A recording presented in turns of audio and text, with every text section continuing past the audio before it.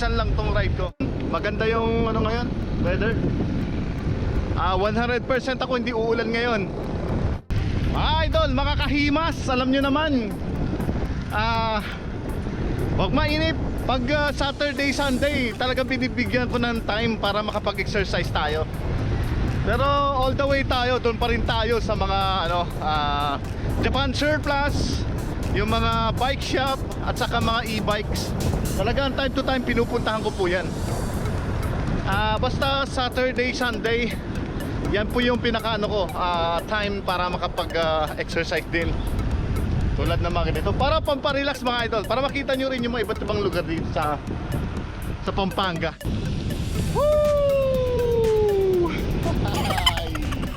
Sayap!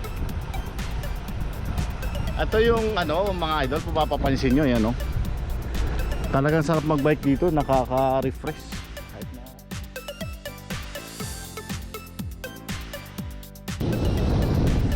Tingnan nyo naman yung suot ko mga idol, naka neon green tayo para visible sa mga halamanan. Kasi balita ko yung Belia Farm, bundok daw yun eh. Siya nga pala mga idol, sa hindi pa nakakaalam kung paano papunta ng Belia Farm from here sa Clark mismo dito sa loob, etong way na inaano ko, ito yung diretso papuntang SCTEX at saka NLEX. Meron pa kaliwa dito na CSEZ ang tawag. Diyan po tayo kakaliwa. So now, bandang kaliwa ako.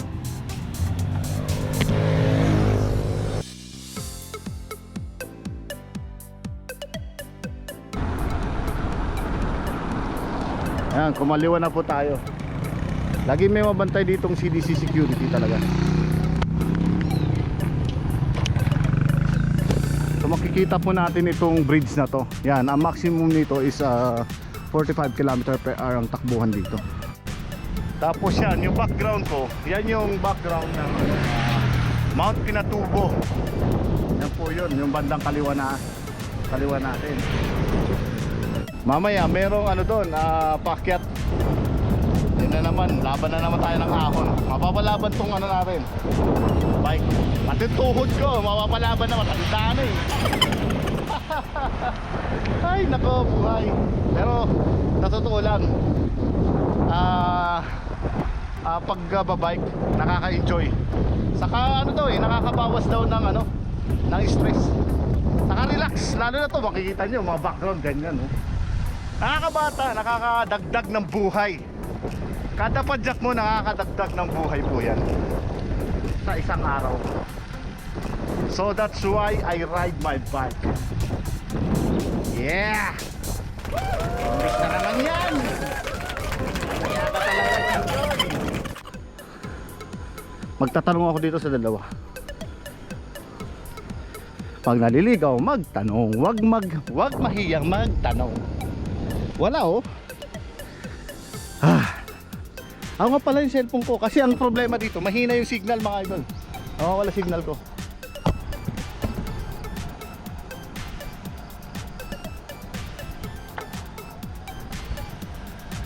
Idol, ito ba yung way papunta ang Belia, Montana? Kabila. Ay po, kabila. Hindi, diretso. Babalik ako ulit. Babalik ulit. Sige, thank you. Sa unang pa ako kabila. Okay. Wow, mali na naman ako. Buti nagtanong ako. Hindi ko alam kung saan ako pupunta. Papuntang Green Canyon pala ito napuntahan ko mga idol. So doon pala ako sa Gulo Buti na lang tanong ko, medyo malayo na from doon sa junction. Pabalik ako ngayon. Sir, saan papunta ang Belia, Montana? Paakyat yan? Oo. May ng simbahan. Unang kanto tapos akyat. Thank you po. So yun, nagtanong na rin ako dahil ito na yung way na papuntang Belia, Montana. Unang kanto daw, paakyat. Hindi ko alam kung anong klase paakyat to. Mga surprise eh. Ang nabanggit agad, paakyat eh. Nakapobya ako sa paakyat na to Dami pala mga kainan dito. Beef Mami, ayan, mga lugawan, may kainan pala rito. Saan yung Belia, Montana? lang. Kasi kami na sa Yan. Itong street na yan? Oo. Bakit ka dyan? Ah, okay. Thank you. So, ito, yung kanto daw na ito. Phase 2. Ayan yung lugar, ha. Ayan po. Wow, paakyat nga. Laban to. Okay. Relax lang tayo, relax. Putik. Palaban tayo rito. Woo! Nako, sa kamay. Bella Montana. Lagari, ang likot ko eh. Takay ng tigas ah. Grabe pala to.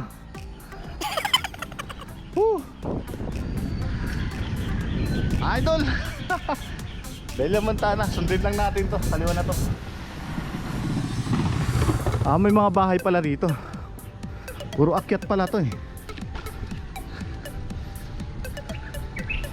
Wow. Nasa lugar ako ng Kawalan.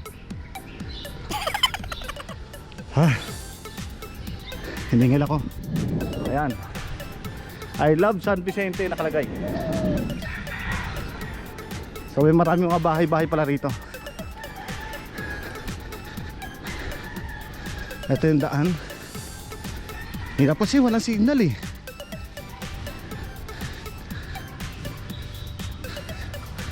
Ayun. Saan yung Bella Montana? Diretso lang. Thank you. Ayun, nagtanong tayo kay Idol.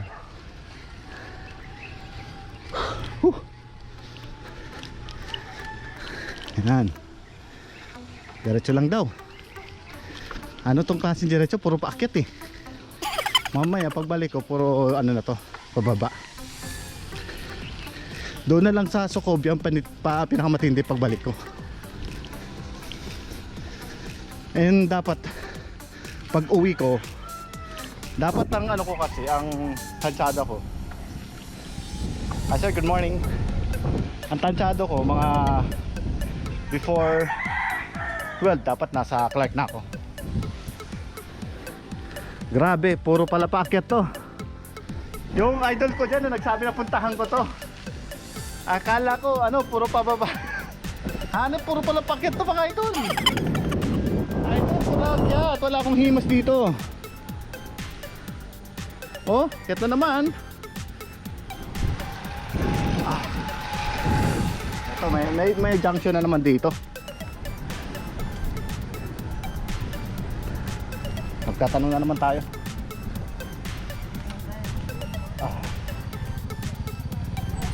Saan ang Bella Montana? Dyan. Thank you. Grabe. So yun, dito daw.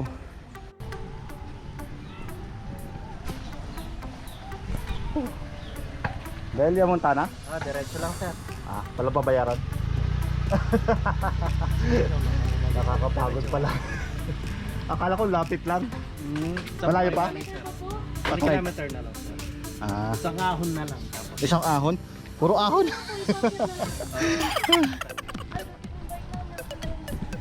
Wow. Napalaban si Fido. Isang para paakyat. So ito tayo ngayon, paakyat na naman. Sa mga pupunta nga pala dito mga idol, ay matinding ahon nga pala to. Ayan oh. Sasabihin ko pa lang sa pupunta, paghandaan nyo na rin po ito. Ayun oh, may paakyat doon. Sundan natin itong sasakyan na ito, malamang paakyat eh. So, paakyat na, maputik. Kasi medyo umulan to, malamang kagabi. So, naku, di ako walang boilo.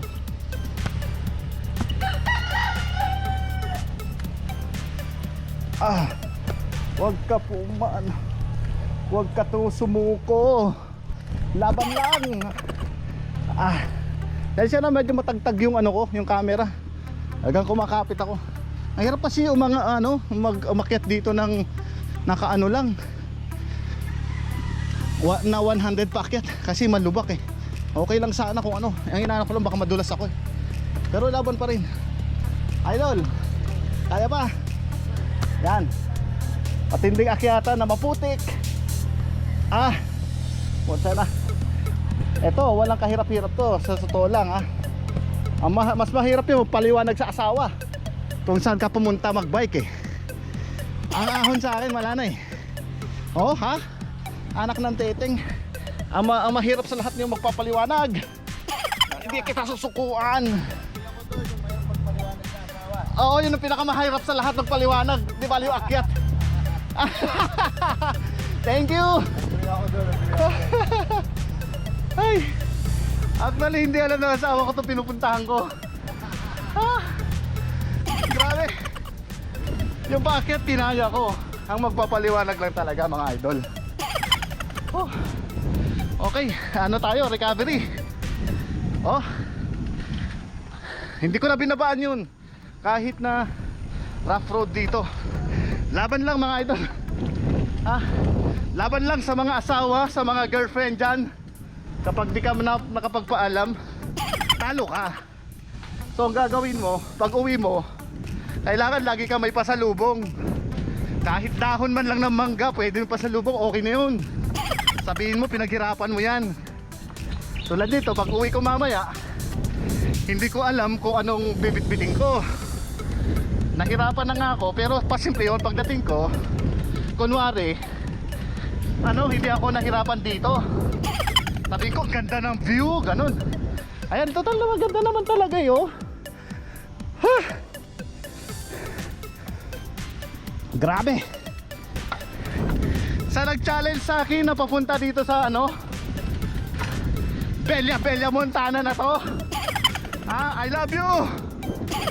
Extende ng challenge mo sa akin. Eto na bundok. Bundok na, paakyat pa. Ayan putik. Pero talagang di na tayo sinukuan ito. I love Fido. Shit. Grabe. Ay. Kailangan maabot ko. Ito paakyat Tuktok na ng bundok yan. Mukhang naaamoy ko ng bele. Amoy belya. Mas gustuhin ko na lang mga idol maghimas kaysa Diyos ko, itong challenge nyo sa akin. Grabe. Wow, ang sulit naman yung challenge na to. Ang bango. Ayan na, Bella Montana na. Naamoy ko na. Yahoo! Ayan na po. Aha! Ayan, pinagmamalaki ko na si Chichoy nakarating na dito sa Bella Montana. Ang inay. Sabi, lapit lang eh. Ayun wow. Dami mo sasakyan dyan So paano yan? Ito lang yon. Anak ng sulit naman to. Ako okay na ako dito, masaya na ako, makita ko lang to eh. Shoutout nga pala sa misis ko, di ako nakapagpaalam. I love you. Andito na ako nga pala sa Bella Montana. Bakit napunta ako rito? Palagi na talaga challenge yan. Parang gusto ko natanggalin yung challenge na Saturday, Sunday na ride. Manghimas na lang ako dun sa mga pinupuntahan natin bike shop at saka mga Japan surplus. Mas okay yun eh. Ay, may bayad yata. Dito tayo. Konti na lang. Susuka pero di susuko. Isang kamay lang yun mula baba. Bakit dito? Bayad yata rito. Welcome to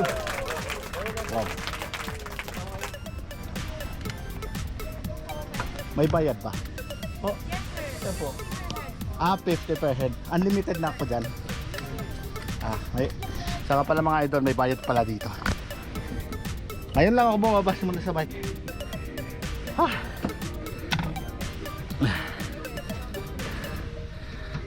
Wow, magbabayad muna tayo. Hiningal ako. Di ko akalaan yun, nasa tuktok na ako ng bundok. Magbabayad muna tayo.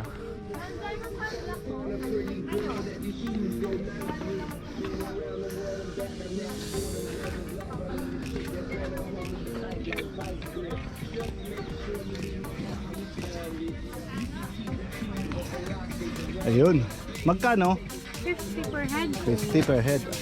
So Sir, ayun. name and address po. Kahit isa na lang. Chichoy. Ayan po.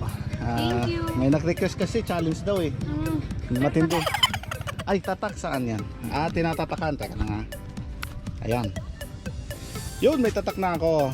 Ayan, thank you. Magkano po? Welcome to... Medyo mainit, so pupunta ako dun sa side na yun. Belia Montana Farm. O, tuloy pa rin ang bike natin.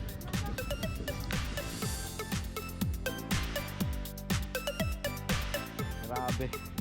So yun na yung pababa oh. Ito pala yung pinupuntahan dito, pasyalan. Maraming mga tao rito. Tingnan natin sa kabila. Iwan ko naman kabila. Paakyat pala mula dun. So pwede pala mag-park ng mga sasakyan dito. Di ko lang alam kung magkano yung bayad sa park ng sasakyan. Pero ako kasi nakabike lang. 50 pesos lang po binayaran ko. So, ayan na po yung lugar. Yun, maraming mga bikers. So, hindi ko alam kung pwede ang bike. So, susubukan ko.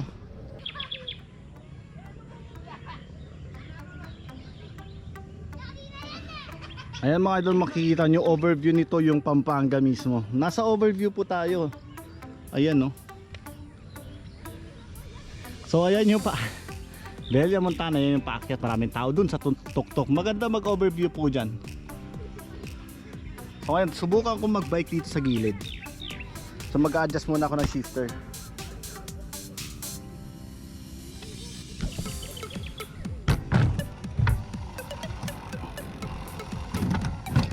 Lalagay ko sa pinakamalambot para di tayo mahirapan. Ayan. O linagay ko sa malambot, subukan ko biking to mga idol. Palaban tayo rito. Gusto ko itong mga challenge na to mga idol. Nakakamatay na challenge. Ayun pala yung kung saan ako galing kanina. Ayun yung paakyat papuntang Clark. Bali mga idol, nandito ako ngayon sa na to eh, Tarlac na. Bamban Tarlac na po mga idol. And sa susunod may pupuntahan pa ako. So ito lang yung pupuntahan natin ngayon. And sa susunod naman yung mga iba pang lugar nila dito. Dahil marami pasyalan pala talaga dito sa Tarlac at saka Pampanga. Eto dito ako, Belia Montana. Montana. Belia Montana. Ayan.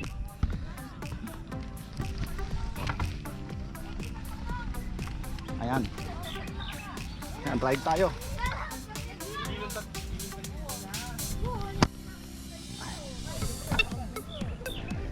Ayan. Ayan po mga idol. Tayo, bike. Ayan, medyo rough. Pero kaya pa rin. Tingnan natin kung paano paakyat dito. Matagtag eh. Woo!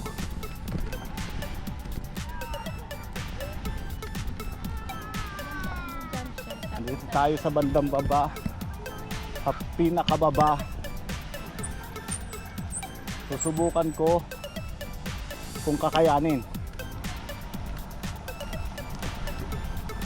Ayan. Ginawa kong pang trail to. Oh, wag lang madulas. Wow, wow, wow, wow, wow. Munti ka na. Anak natin. Ayun, paakyat tayo rito. Ayan oh. Paala na. Ay, ay, ay, ay, ang hirap. Woo! Maangat yung harapan ko. Talagang laban na to, nandito na tayo eh. Woo!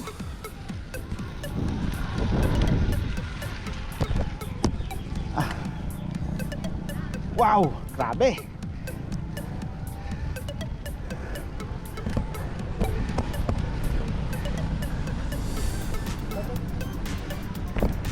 Hindi biro ang pagpunta rito. Ayan, paakyat na tayo. Ah.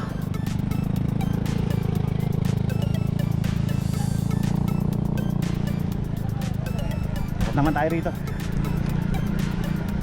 Yung relax na takbo lang.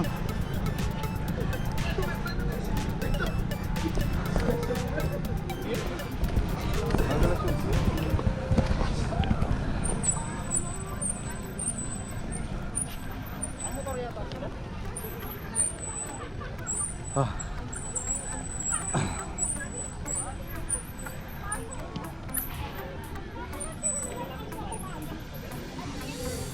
So yun.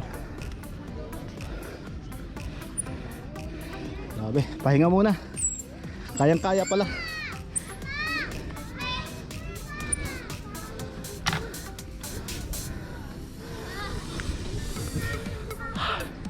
So tingnan natin yung inikot ko. Inikot ko kasi sa baba, paakyat dito sa kabila eh. Ayan yung inikot ko. Pumunta dyan. Yung sa baba.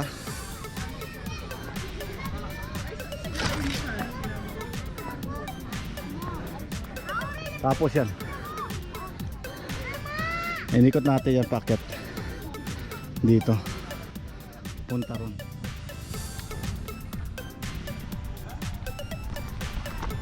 Sarap pagbike, oh. Oh. Punta natin yung bato na yun. Doon tayo. Solo tayo dyan, mga idol. Ito medyo mataas na, oh. Oh, taas, mga idol.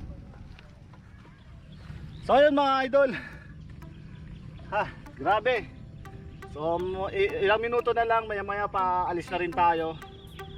So rule number 1, bago ka pumunta sa mga ganitong lugar, magpaalam tayo sa mga misis, girlfriend o mga ano man yan, kung ano mang mga ano tawag natin dyan sa mga ano natin, partner. Magpaalam para hindi masyado nagmamadali. Tulad ko, nautusan lang bumili ng pandesal, napunta rito. Tingnan niyo forma ako, nakamaong pa ako. Oh, ganun talaga. Kasi pag ano, baka di tayo payagan pag naka-jersey tayo na pang ano, pang bike talaga, di halatang aalis tayo, di ba? Kasi ano naman minsan yung mga girlfriend natin mga asawa diyan, ano, di makapaniwala kung saan pupunta eh. Ito lang naman tayo, no, namamasyal, no, kita mo? Woo! So pag ganun, sulitin ko na, I'm free! Kaya nga pala yung mga nag-iisip pupunta rito sa Bella Montana, yung mga first time na tulad ko, wag niyo expect na sementado po yung paakyat. Lalo na umulan po kagabi siguro. So medyo ano, madulas. Ingat na lang sa pagpunta. Lalo na yung pagbaba, mamaya di ko sure kung ano, siguro i-close video ko na lang, magko-concentrate ako pababa kasi medyo madulas. And then yung dito pala sa ano lugar na to, may entrance fee nga pala dito, 50 pesos per head. Di ko alam kung magkano bayad dun sa mga sasakyan, pero pwede pala ipasok yung mga sasakyan. Marami nagpipiknik dyan sa lugar na yan. Experience ko na, first time. Ayun mga idol, ingat.